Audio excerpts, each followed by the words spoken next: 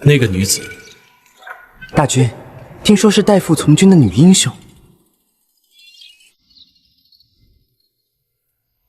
她唤作什么？好像叫莫愁女。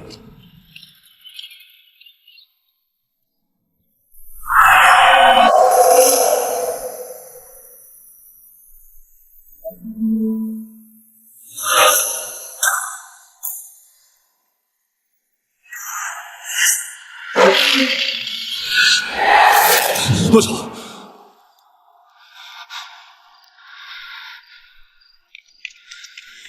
大军，大军，可是做了什么梦？日有所思，夜有所梦。大军，宫中正好缺名乐师。我之前听说那莫愁姑娘古琴弹得甚好，不如就请她前来担任乐师。大军觉得如何？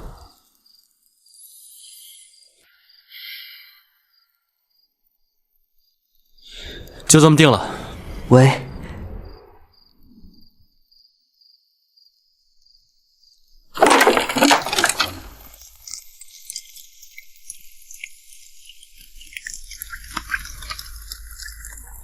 莫愁姑娘听旨。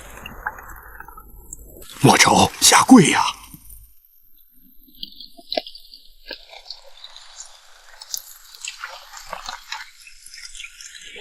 念莫愁战场立下大功，又兼精于琴艺，特封为乐师。3日后进宫。谢大军恩典。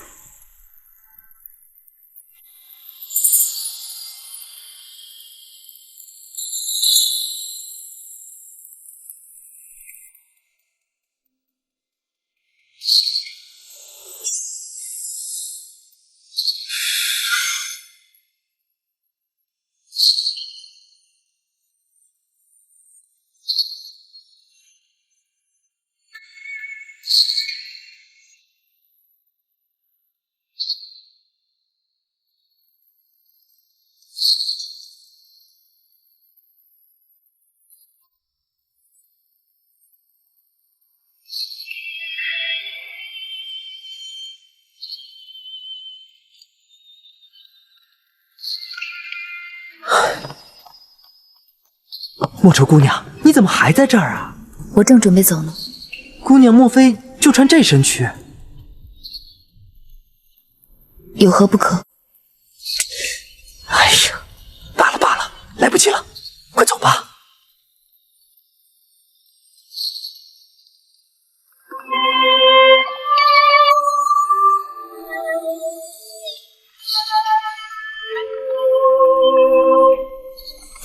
罢了罢了，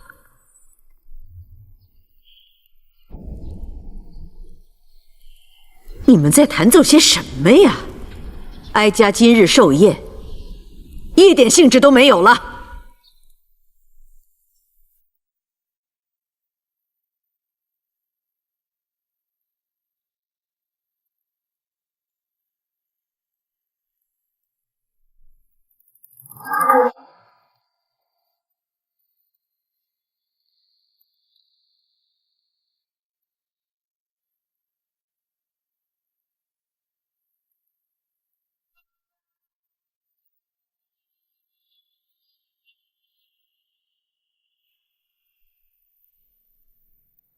你是何人呢？我回禀太后，她是宫中新来的乐师，莫愁姑娘。刚才乐师所弹奏的，你都听到了吗？回太后，刚才那首曲子，莫愁此前从未听过，不过好与坏，我还是听得出来的。那到底是好还是坏呢？乐理之道如自然之道，崇尚和谐二字。钟鼓者，所以道志；琴瑟者，所以乐心。如果说钟鼓是天地，那么余生萧何则是日月星辰。日月星辰固然璀璨，但若没了天地，它又何存呢？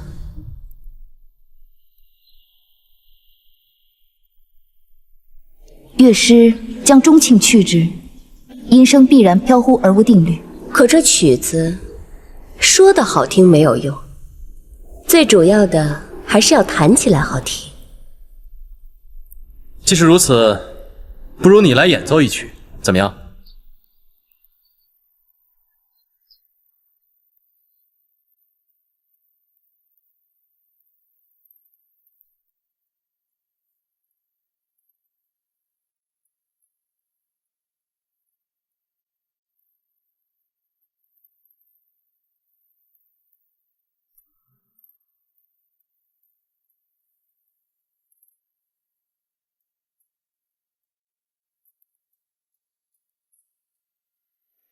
后皇家书，去来复兮，寿命不迁，生难过兮，生苦难兮，更易窒息，嗟而有之。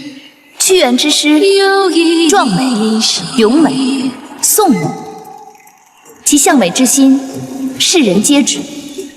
可旁人只看到屈师向美之心，又有多少人知道这美中之悲，情中之伤？我心里想的、念的，都只有你一个。听不清？我喜欢的是碧霞姑娘。你说什么？你刚才说的不是这一句，是吗？那我刚才说的是哪一句啊？你刚才说，我心里想的、念的，只有你一个。不知道。哦，好你个屈灵君！别走，别跑，过来！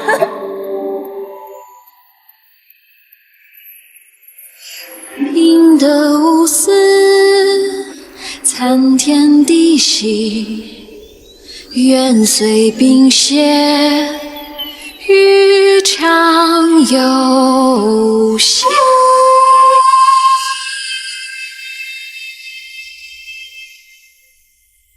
好，好啊！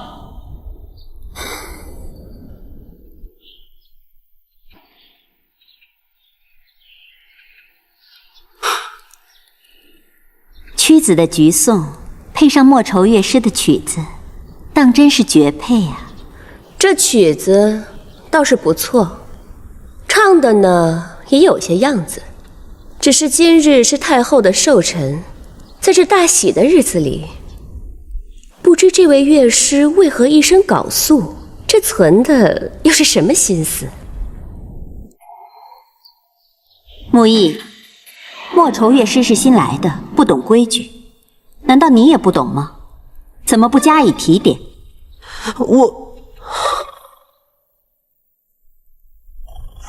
大军，楚国刚败于秦国，莫愁乐师这一身素服，想必是因为国丧之故。对，屈卿所言有理。啊，原来是秦国的事。莹妹妹，那这里面也有你的事了？你还想说什么呀？看见你，我就想起那些秦狗杀我楚国将士。大军，还不出去！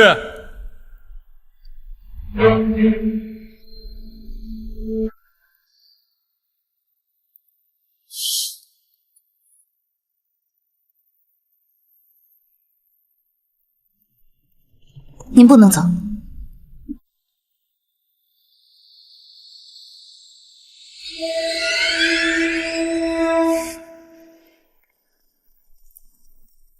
各位如此对待莹娘娘，是否有些不妥？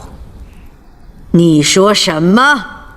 莫愁虽为民间女子，却也知道保家卫国是男人之责，而如今战争输了是男人的事，各位却将战败之耻怪罪到一个女子身上，莫非这就是我楚国的气度吗？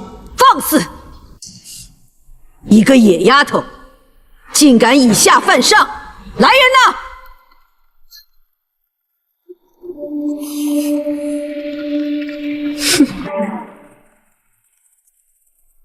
把他跟嬴妃一起拖出殿外，听候发落。喂，慢着！母后，今日是你的寿辰，不要为了一个区区乐师坏了你自己的兴致，以后再处置也不迟啊。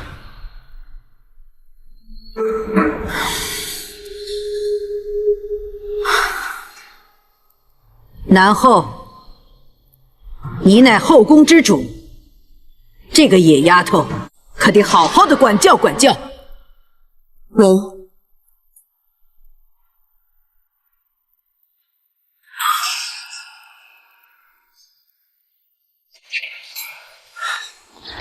若非大军劝着太后，太后一定非治嬴娘娘和莫愁乐师的罪不可。这个莫愁倒是有性子，连母后都敢顶撞，布谷都要拒母后3分。依小奴看，这莫愁乐师的性子不宜久居宫中，如此冒失，早晚生出事端。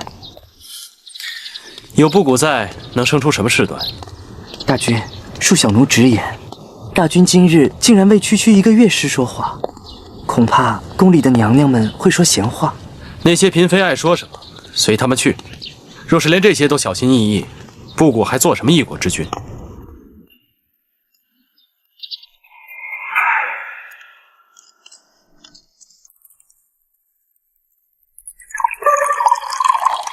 哪里来的一个野丫头？才刚刚进宫多久，就把大军迷成这样？娘娘小心！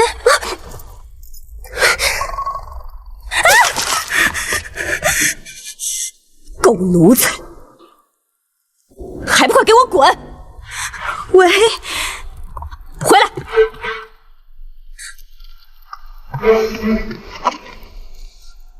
你现在去给我摸摸那个野丫头的底。喂，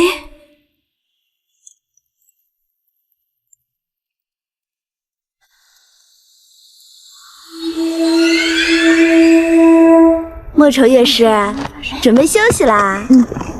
今天啊，我们可都看在眼里了。这大军啊，8成是对你有意啦。就是，怎么可能？莫愁乐师，等你当上娘娘的那天，可别忘了照应我们呀。对呀，照应。要说啊，咱们这还真是个福地，出了个大储屋，如今啊要出个娘娘了。咱们可是一个屋的好姐妹。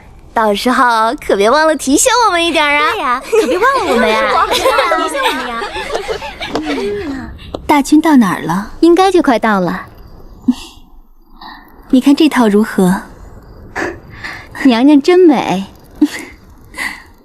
不过今日这莫愁乐师挺不简单呢，长得美貌不说，这才刚入宫就得大军喜爱，着实少见。一个乐师而已。有什么好紧张的？那可不好说，只要大军喜爱，乐师也是可以成为妃子的。照你这么说，这宫里头的女人，本宫都要提防不成？别人也就罢了，她可不简单。我打听过了，打仗的时候，这莫愁乐师曾救过曲将军。如此一来，对楚国他便功不可没。此人若不能为我们所用，将来必成大患。娘娘，咱们还是应该尽早想想如何应对才是。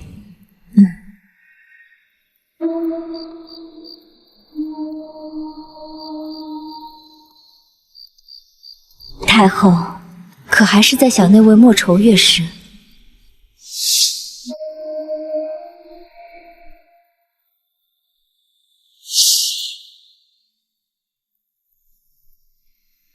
安心啊。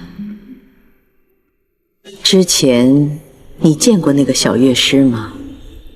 不曾。但为什么哀家总觉得好像跟他见过面呢？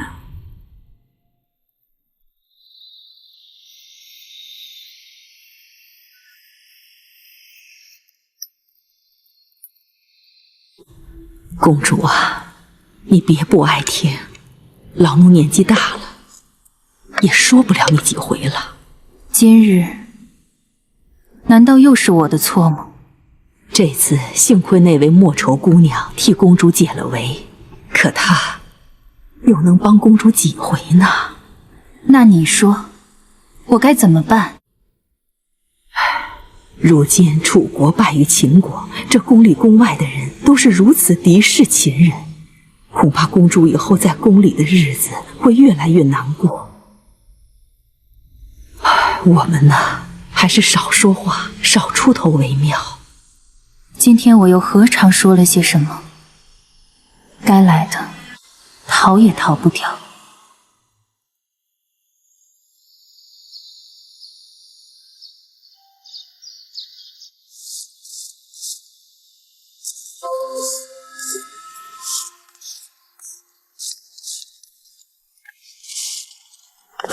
那个人，他怎么会在宫里？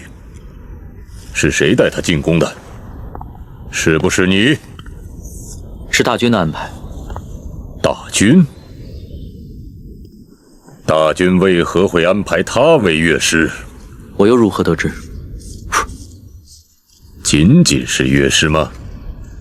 至少目前还是。大军对他的身份一无所知，可大军对此女的迷恋却如此明显。如果他还心存残念，对大军有所图谋，那该如何是好？莫愁他不会这么做。你怎么知道不会？万一有什么闪失，那可是楚国的灭顶之灾。不行，我必须去上报大军。你这是置他于死地。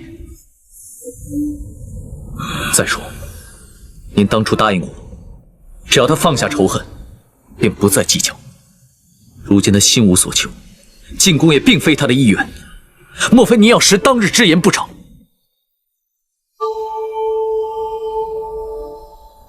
唉，也罢。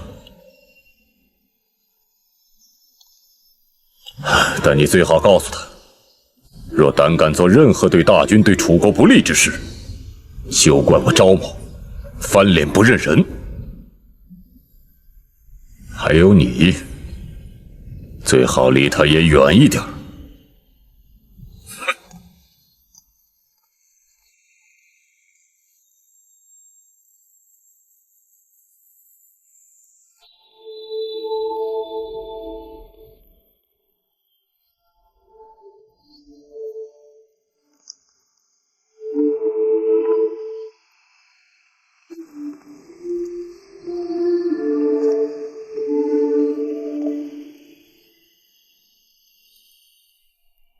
长得嘛，倒是规规矩矩的样子，只是这性子……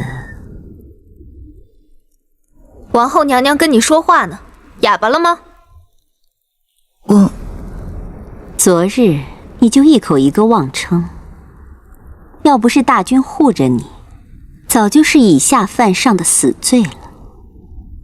这里可不比你们乡下，你的一举一动都代表着宫廷的礼节。再说，大军护得了你一次，还能护得了你一辈子吗？以后要收敛点儿，知道吗？我知道了。哦，奴婢知道了。秋露，在。把鞋给他换上。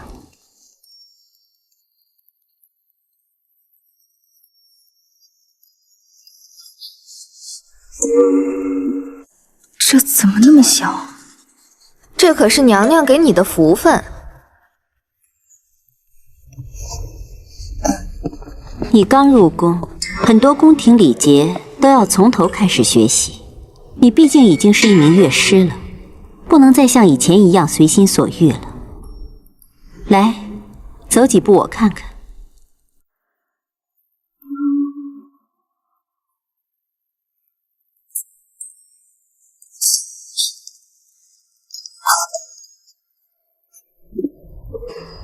这样不行，女人走路应该如孔雀一般轻盈得体，方显得王族之贵气。像你这样摇摇摆摆不得要领，简直就和鸭子一样。重来一遍。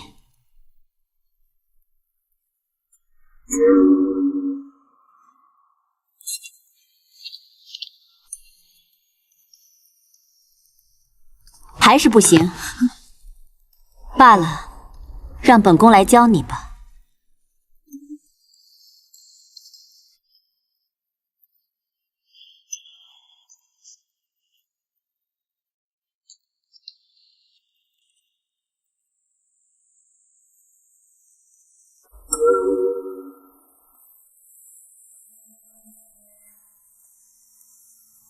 怎么样，懂了吗？再来一遍。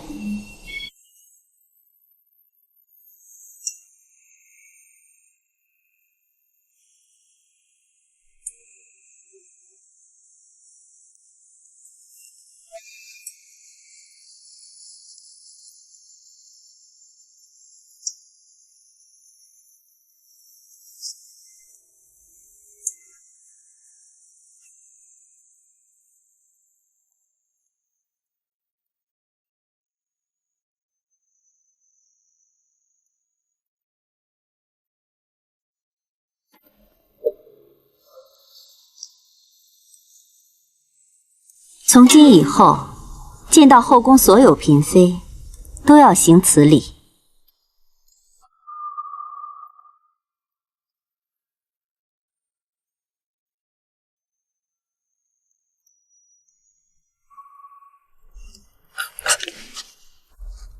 谁让你动了？娘娘，今天已经练了很久了，该用膳了。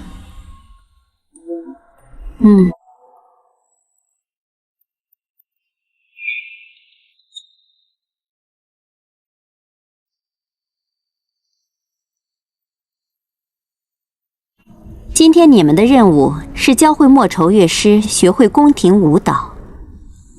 什么？还要跳舞？当然，这是作为乐师最基本的技能。这些舞狮可是楚宫中1等1的人才，你就好好跟他们学习吧。喂。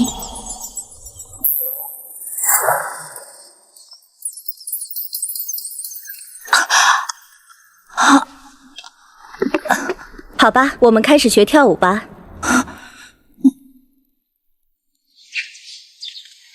这莫愁乐师真不是个省油的灯，今天可把娘娘折腾得够呛。要不是太后让我管他，我才懒得管。他爱闹便由他闹去，等他闹够了，自然有他摔下来的时候。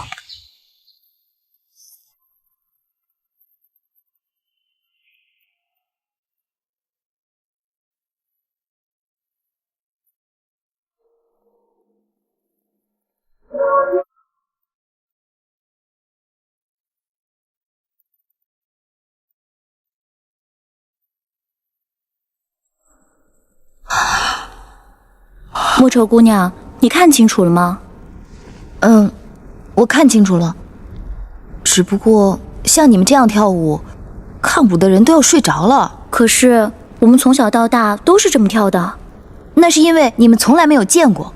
哎，我告诉你们啊，在宫外，我们跳舞的方式可多着呢。尤其在我们全县，男女老少围着篝火，那才叫跳舞呢。围着火跳？对啊，想怎么跳就怎么跳。莫愁姑娘，那你教教我们呗。好吧。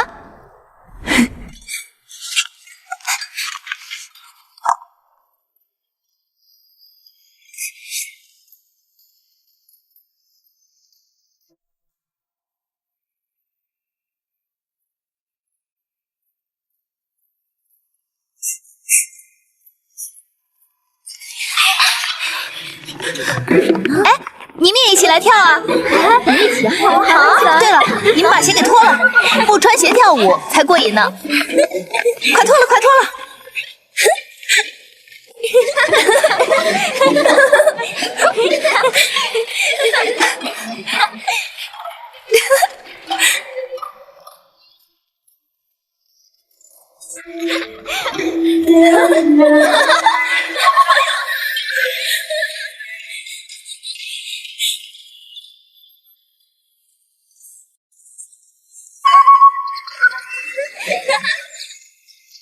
什么事？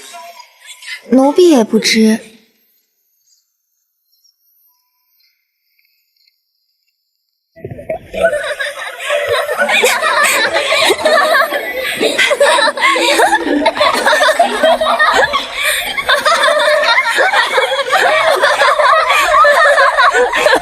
成何体统！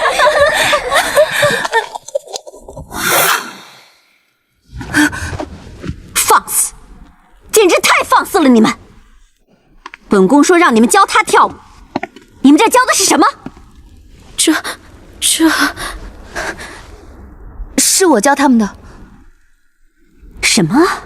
是你教他们的？好啊，真好。看来我倒是小瞧你了。哼！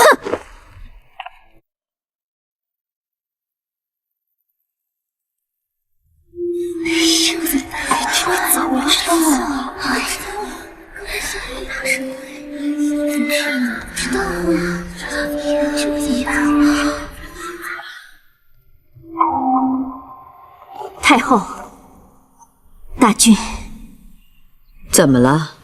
那个莫愁乐师，妾身是管不了了。到底怎么回事？今日妾身奉母后的旨意，让宫中舞狮教授莫愁乐师学习宫廷舞蹈。谁知他竟带领那帮人在赤脚疯玩，简直是无法无天。果真如此？妾身不敢欺瞒。连王后的指令都敢违抗，我看他是要反了。兰心，替哀家好好教训教训他。喂，慢着，怎么，王儿还要替那个野丫头求情吗？王儿只是好奇，这个莫愁乐师究竟把舞蹈跳成何种模样，让王后如此生气？不如王儿陪母后过去看看，若是真的跳得不堪入目，再罚不迟。大君，妾身身为后宫之主，难道还能造一个乐师的谣言不成？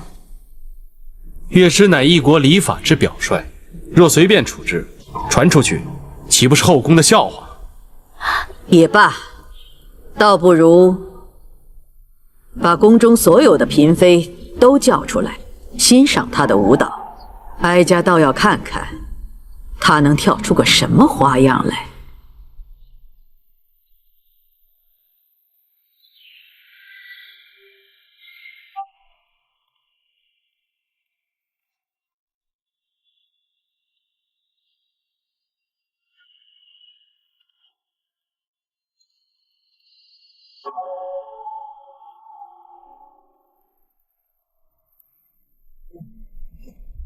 拜见大君，拜见太后。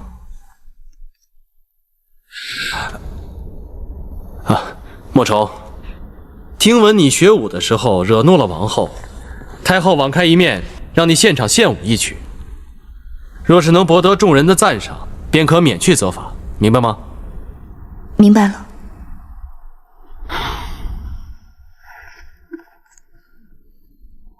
为何没有乐师伴奏啊？不用乐师伴奏，莫愁只需要这一支鼓即可。好，那就看你的了。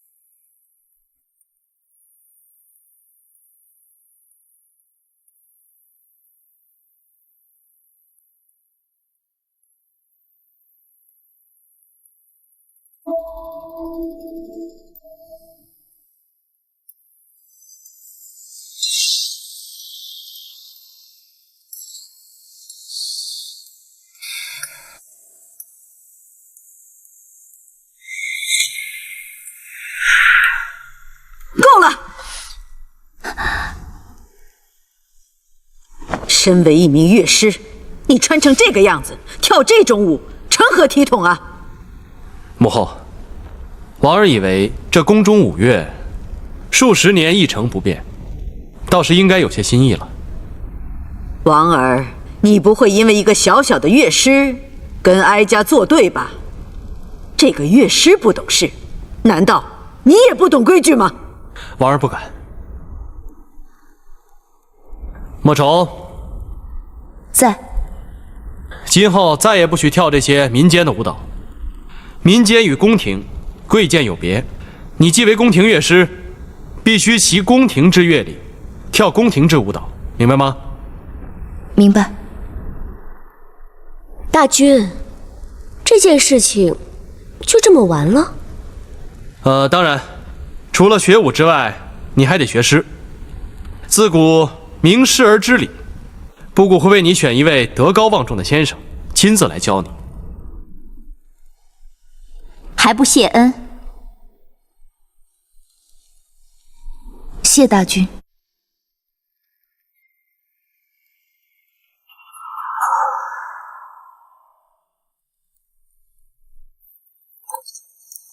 真没想到，今日竟然被那个黄毛丫头开了眼。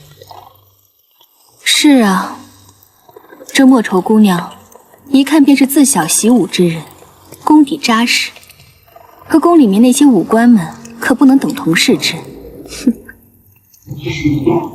我倒不这么认为，她可比不上妹妹当年的荷叶之舞，燕京四座，讨大君欢心。这话可不好说，我们都是宫里的旧人了，就算跳得再好，也都过气了，不是吗？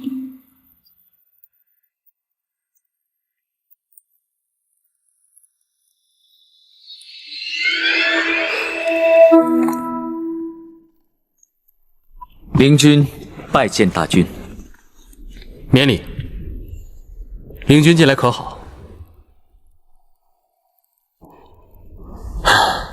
大司马和夫人刚央，灵君正值居丧，布谷本不应叨扰，只是布谷最近遇到一件事情，非灵君之才，恐无人能替布谷分忧啊。大君吩咐便是。曲爱卿诗才过人，不知对那诗300通晓与否？灵君幼时倒是读过。如此甚好。你还记得那莫愁姑娘吗？她怎么了？唉，从她进宫以来，这后宫就没一天消停。母后说她不服周礼，非要她学诗明理，所以布谷只好来找你了。大君，此事鄙臣怕是难以承担重任。灵君不必自谦，你若不能，还有谁能？大君，你以为布谷喜欢那诗300啊？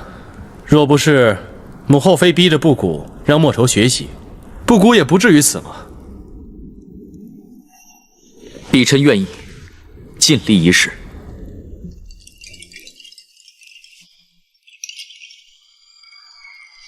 似美人兮，悠悠浮云为我寄。奈何鸿飞不介意，归鸟乘风远飞，我这一载羽。前面就是了，先生请。只见思念化天际，男儿只牵故愁，已于胸怀中，抛入一汪江水向东流。笑非笑，忧且忧，着实谁人能懂？拂袖独行不回首，幽兰花已芬芳，寒风影自响。问君可有识得他芳踪？趁年华为散尽，摘得芙蓉与共。莫让寒事扰心中。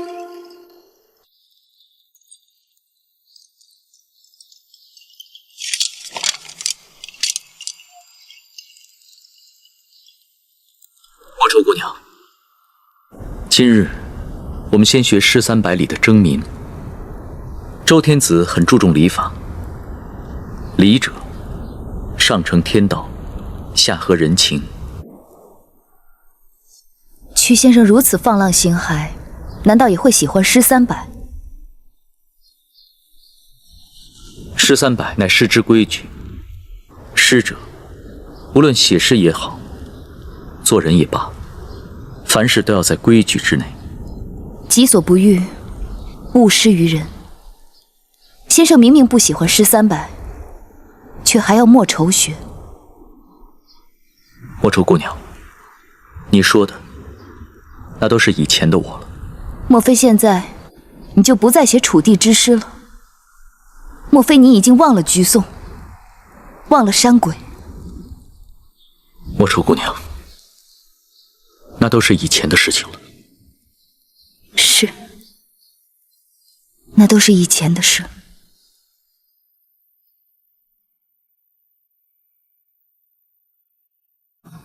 诗发乎情，我们既然已经在深宫之中，凡事还是要止乎礼。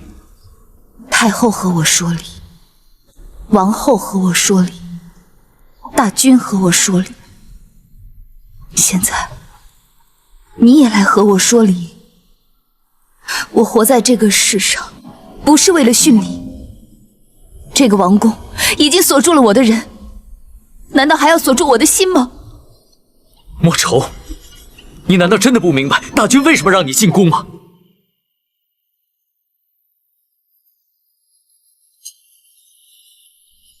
他心里有你。所以呢？原来今天你过来，不是为了给我讲诗的，原来你是来做他的说客。莫愁，你走吧。莫愁，你听我说，我叫你走。你冷静一点好不好？走。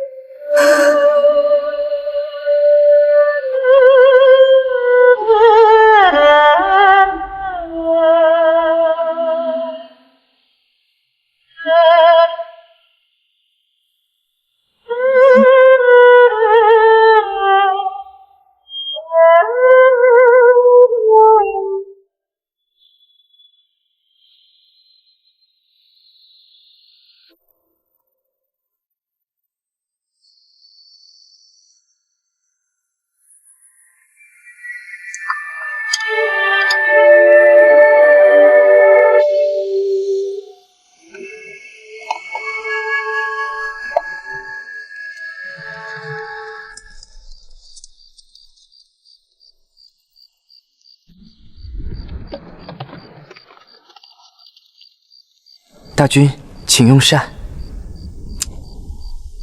怎么又是这些？莫愁乐师现在身居何处啊？乐师自然住乐宫。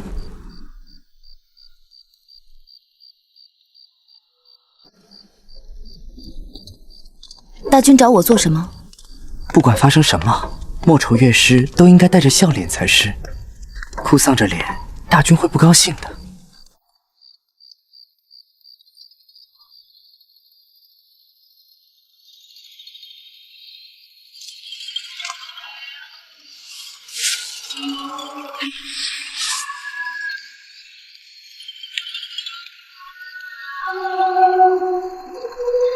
来了。奴婢拜见大军。你呀，还是不要讲什么规矩了。在布谷面前，你不是布谷的奴婢，你就是莫愁。奴婢不敢。有何不敢？自莫愁进宫以来，就屡屡犯错。如今莫愁步步如履薄冰，生怕说错什么话，又惹出什么事端来？布谷还是喜欢你以前的样子，有味道。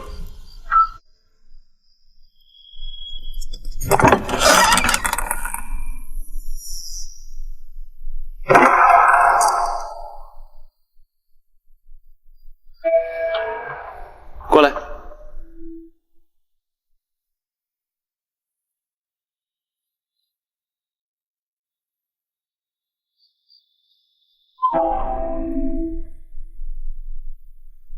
坐到布谷的边上，陪布谷喝几杯酒。怎么，怕布谷吃了你？过来。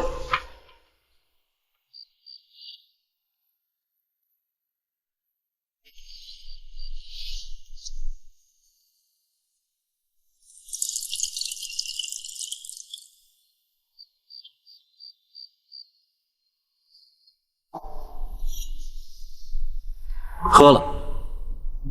莫愁不会喝酒，那就学。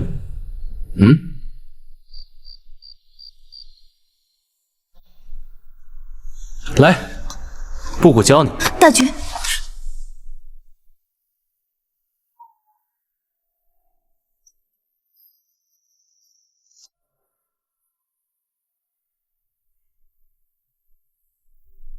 莫愁，喝了便是。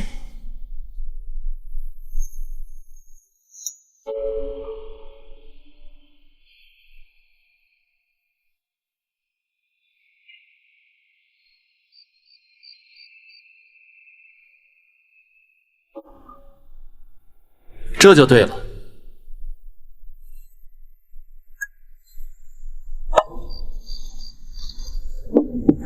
今日的课上的怎么样啊？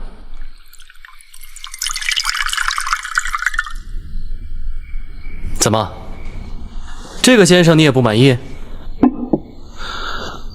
那布谷要好好的教训教训他。不是，先生教得很好。说说看，都学了些什么？用几首诗告诫我，在深宫之中要克己复礼的道理。是不是很难学啊？莫愁不过是个民女，这些大道理自然是不爱听的。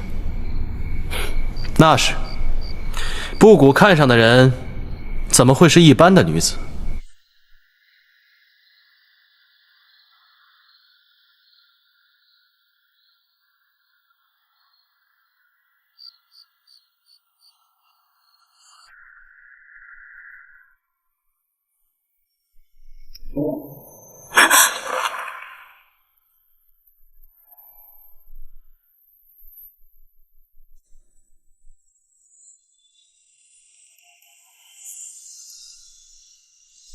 大军，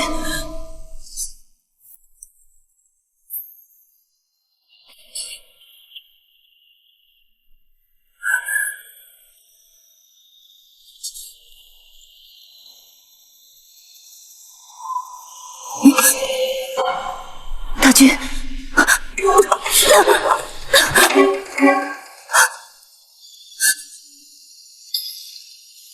莫愁，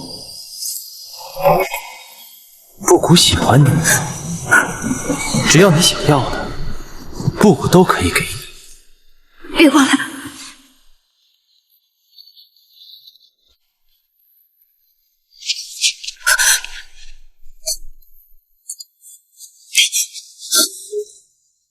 大军，你不能这样！我是你亲封的乐师，宫里面有规矩，这个宫里面任何女人你都可以宠幸，唯独不能宠幸我。笑话！你竟然跟我讲宫廷礼节，有人敢定这个礼，布谷就敢废了这个礼。不要！不要！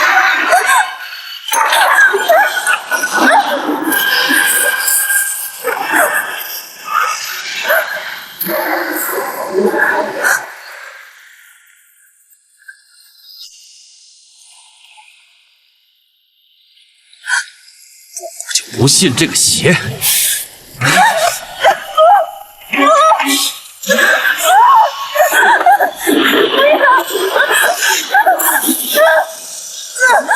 大军，不好了，大军！出什么事了？刚刚几道响雷把袁娘娘寝宫的梁柱给劈断。什么？大军，您赶紧去看看吧。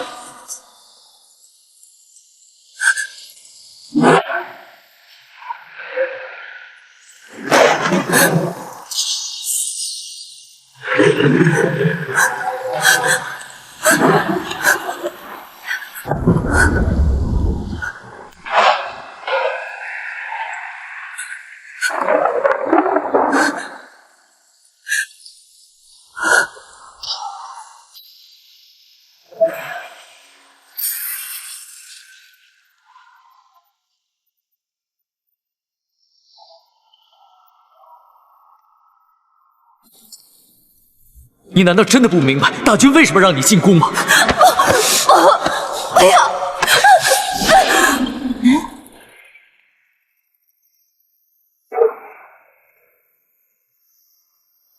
莫愁，你回来了？这么晚，大军叫你干什么去了？啊，你怎么不说话呀？哎呦，这还用说啊？看莫愁的样子就知道了。我们是不是应该改口叫莫愁娘娘了？行了行了，睡觉吧。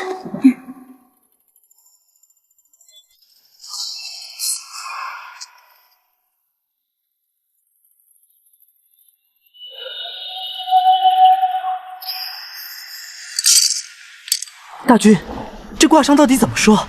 梁柱为何突然会断？构卦，女壮，乌用娶女。啊！怎么会这样？布谷就不信，一个民间女子布谷还碰不得，简直是笑话。大军，这卦象不可不信。虽不知日后如何，可这莫愁女不可小看。布谷还就不信这个邪。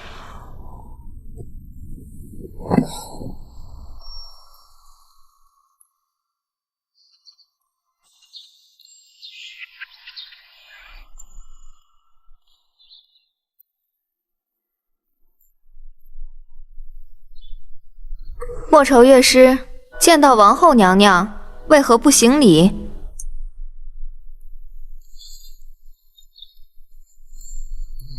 莫愁拜见王后娘娘。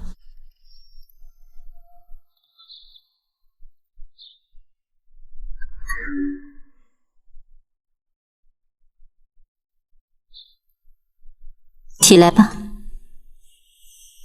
谢王后娘娘。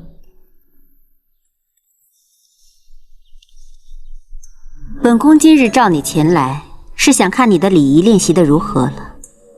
只可惜刚刚那一叩首已经出了不少的问题，想必是太久没有本宫督促，已经忘得差不多了。秋露，你再教一下乐师如何才能行好跪拜之礼。喂。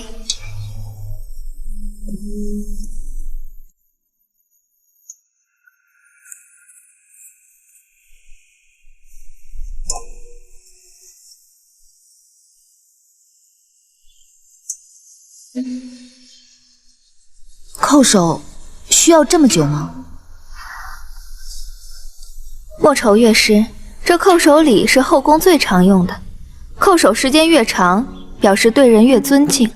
可是如此叩首，连被拜之人都看不到，又何来尊敬啊？这上次教你的走路之姿可还记得？走几步我看看。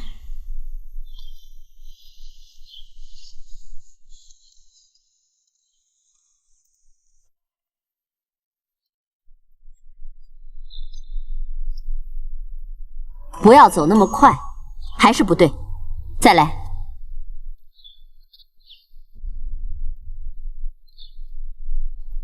眼睛平视，再稳一些，再稳一些，再来。无法无天。拜见母后。还不给哀家跪下！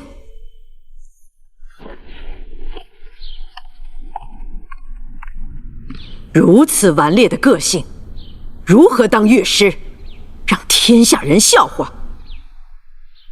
如果太后觉得我做的不好，将我赶出宫便是了。放肆！这宫里是你想来就来、想走就走的地方吗？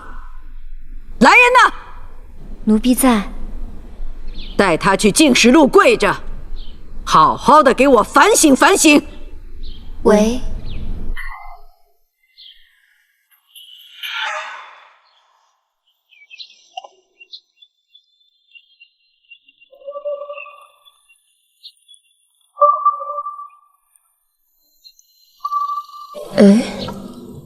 那个不是莫愁乐师吗？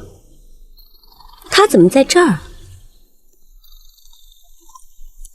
哎，姐姐，我们不是还要去你宫里看枝段吗？人家都这样了，你还不过去安慰安慰？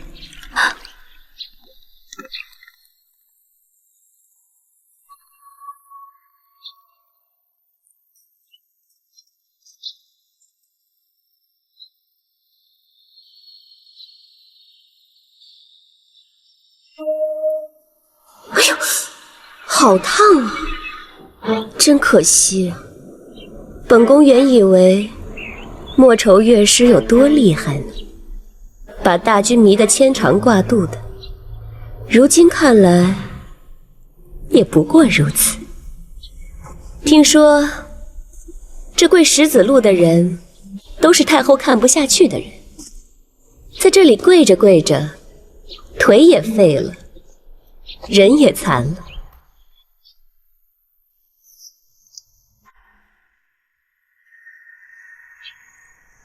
乐师，你可要好好保重啊！谢娘娘提醒。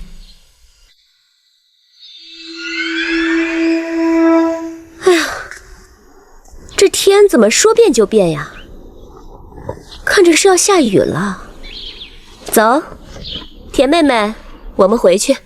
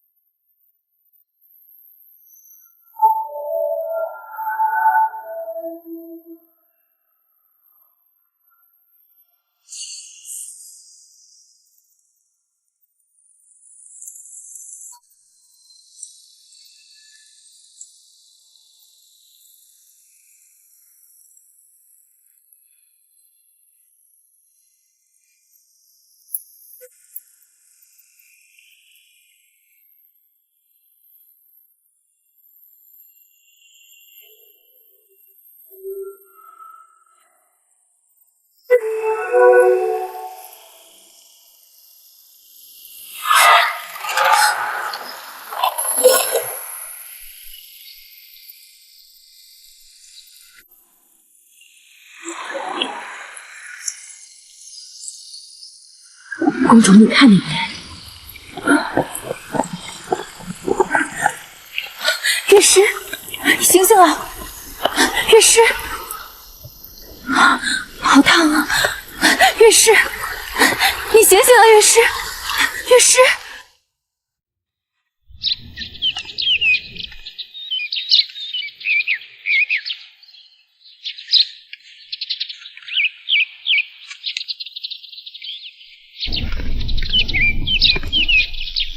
大君，您快歇息一会儿吧。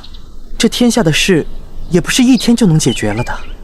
布谷若像你这般想得开，就没那么累了。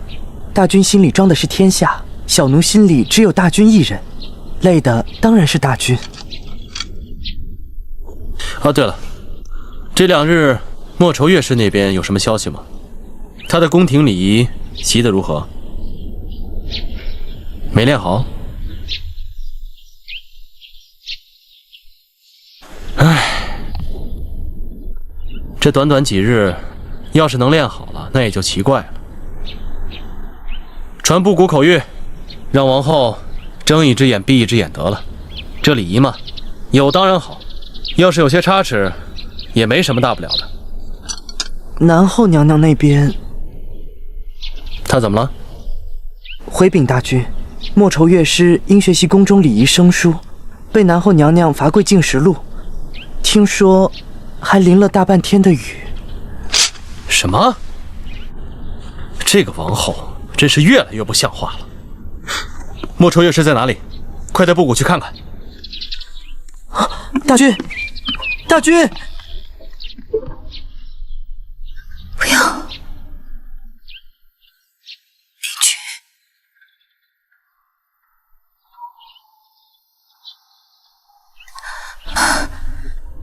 离君！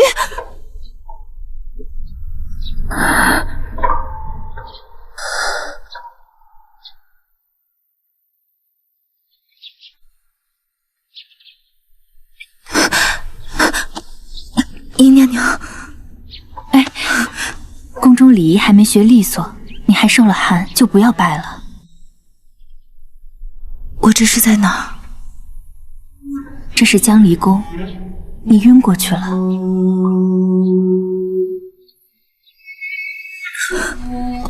别动，我一会儿替你上药。多谢娘娘。刚刚你在梦里一直喊一个人的名字。是吗？乐师为什么不和自己心心念念的人在一起呢？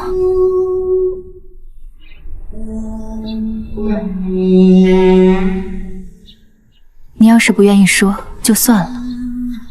我倒是挺羡慕你的，人活着总该有点盼头。有盼头又有何用？他已经有妻室了。有妻室又怎样？大军不是有男后吗？可他一样还是纳了那么多嫔妃。那不一样。真正爱一个人，心里是容不下旁人的，多一个人都不行。你说呢，娘娘？我哪里知道，在这后宫，有心不如无心，有情不如无情，好活歹活，也就这样罢了。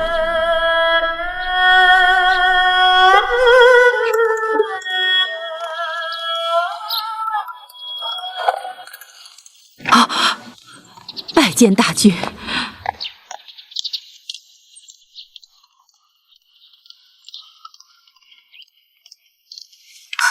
大君，哎，好好休息，不必拘礼。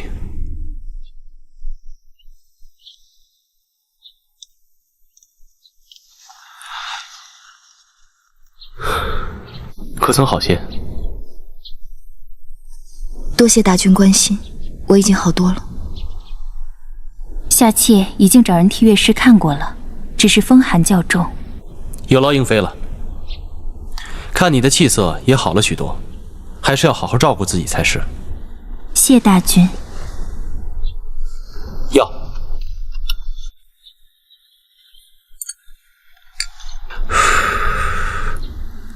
大君，奴婢自己来就行了。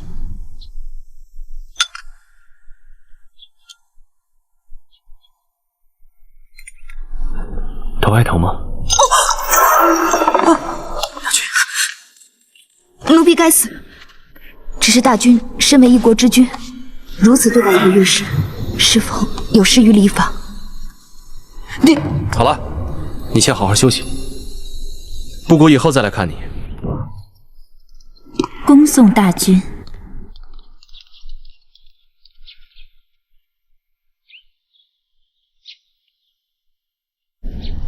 这莫愁乐师也太不像话了，大君好意去看他，他竟如此不知好歹。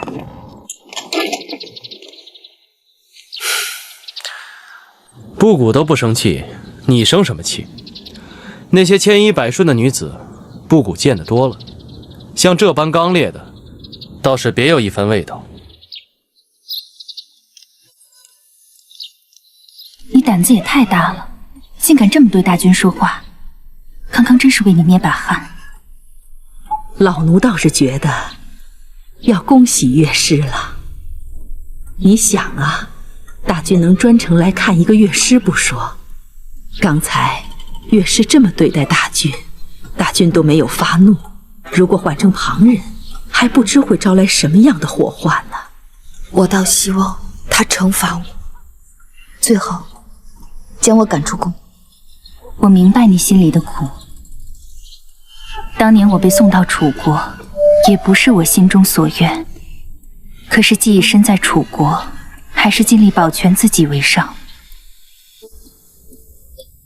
以后你倒可以多来这江离宫。江离宫这么大，只有我、余娘和晴儿，也怪冷清的。多谢娘娘。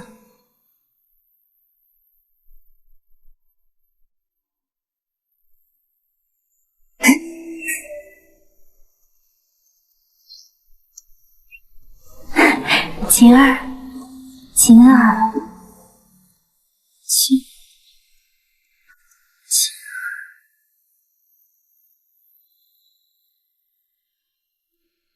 晴儿要乖，别乱跑。公主啊，这是心病。乖，别乱跑，要乖乖的哦。真要让莫愁跪那么久，我倒有点于心不忍。娘娘，那是你心眼好。若是正妃他们抓到这个把柄，还不知道怎么害人呢。又在背后嚼舌根子，若嫌舌头长，本宫可帮你割去2截。娘娘，你舍得吗？奴婢啊，也就敢在你面前这么说。大军驾到！妾身拜见大军。起来吧。大军前来，何不派人通报一声？妾身也好前去迎接，才不失了礼数。在你看来，这礼数就那般重要？那是当然。天下之大，若无礼数，岂不乱了套了？礼有大小，仪有多寡。布谷倒认为，只要无伤大雅，那些无用之礼，能免则免。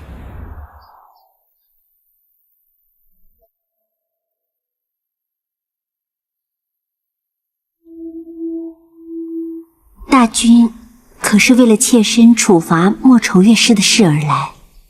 布谷今日前来，是专程来探望王后的。按说尊卑有别，应该是王后去探望布谷才是。若事事都按礼数来，恐怕日后布谷就再也不能到这如惠宫来探望王后了。